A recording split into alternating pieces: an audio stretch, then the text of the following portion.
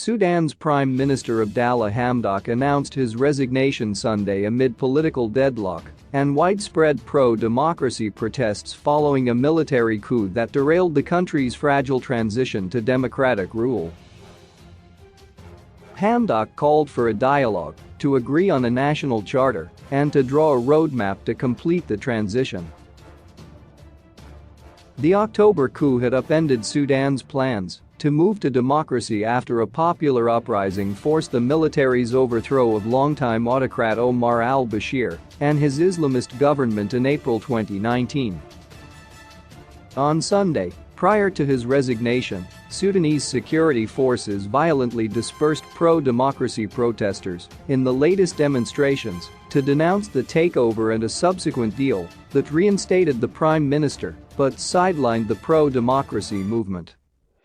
A medical group said at least 2 people were killed. The Sudan Doctors Committee, which is part of the pro-democracy movement, said one of the dead was hit violently in his head while taking part in a protest march in Khartoum. The second was shot in his chest in Khartoum's twin city of Omdurman, it added. The group said dozens of protesters were injured. Activist Nazim Sirag said security forces used tear gas and sound grenades to disperse protesters and chased them in side streets across the capital.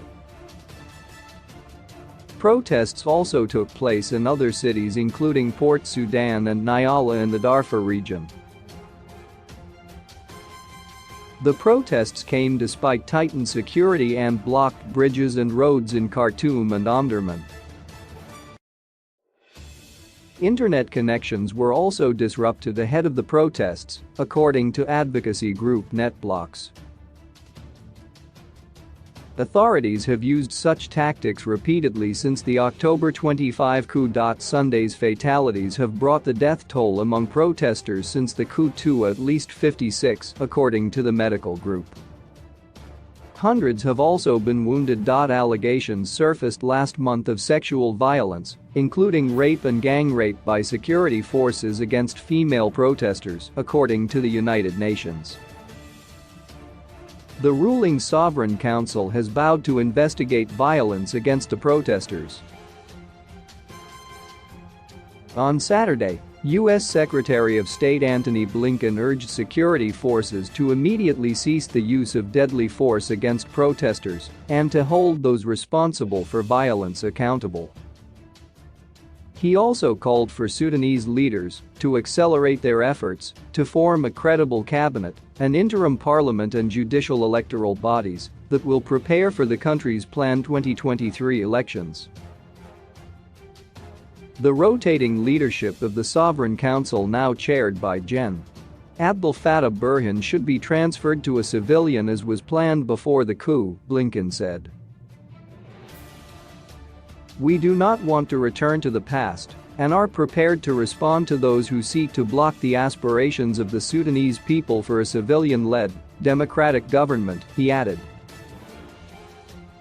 The October military takeover upended a fragile planned transition to democratic rule following a popular uprising that forced the military's overthrow of longtime autocrat Omar al-Bashir and his Islamist government in April 2019.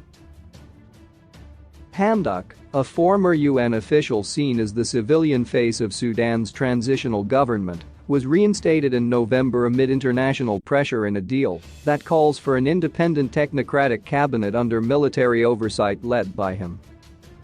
That deal, however, was rejected by the pro-democracy movement, which insists that power be handed over to a fully civilian government tasked with leading the transition. Hamdok defended the November 21 deal with the military, saying that it was meant to preserve achievements his government made in the past 2 years and to protect our nation from sliding to a new international isolation.